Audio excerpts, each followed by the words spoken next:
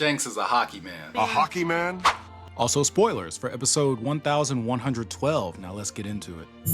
Diving right in, I have Shanks over Mihawk. I'm not a Zoro hater. I'm not a Shanks fanboy with an agenda. It's just my headcanon. Clearly, there is recency bias involved, but at least I'm not reaching for the black paint memes. And I don't downplay Kid either, making it even more impressive that Shanks pulled this off.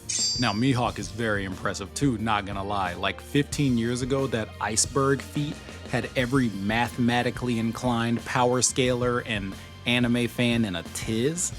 But here's a list of the 11-7 warlords that could no diff Baratier Zoro.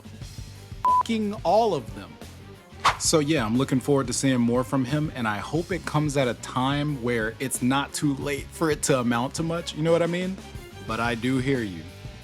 Mihawk is the world's strongest swordsman, so he's stronger because Shanks is a swordsman. Is he?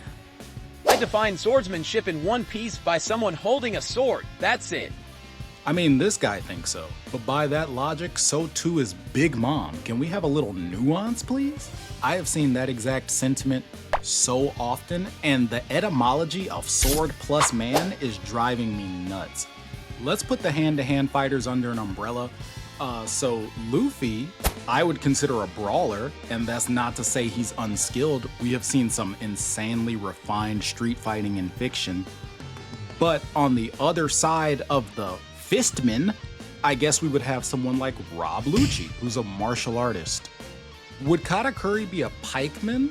I mean, if so, his fistman capabilities are quite impressive.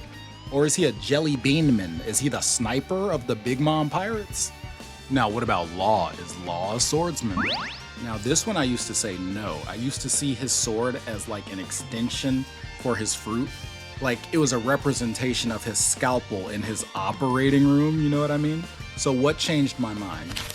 Oda confirmed that he has a cursed sword. We also got to see some of his swordsmanship on Punk Hazard, and then he even lectured Tashigi about being a swordsman. Also, Law is a giant nerd. He's canonically a Power Rangers fan, so I can see the vision.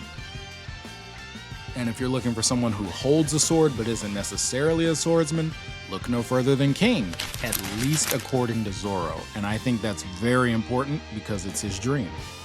King was in the way of the Straw Hats, so he had to go, but he was not in the way of Zoro's dream of being the world's strongest swordsman. And that's the nuance I'm looking for. So yeah, like I said, no crazy agenda. I don't think Shanks is invincible. In fact, I think he has a lot of death flags flying right now. But he just never felt like a swordsman. And I practice with them 3 hours a day. You need to find yourself a girl, mate. Do you think Shanks might pull out a Haki Susano? Maybe a Haki domain expansion?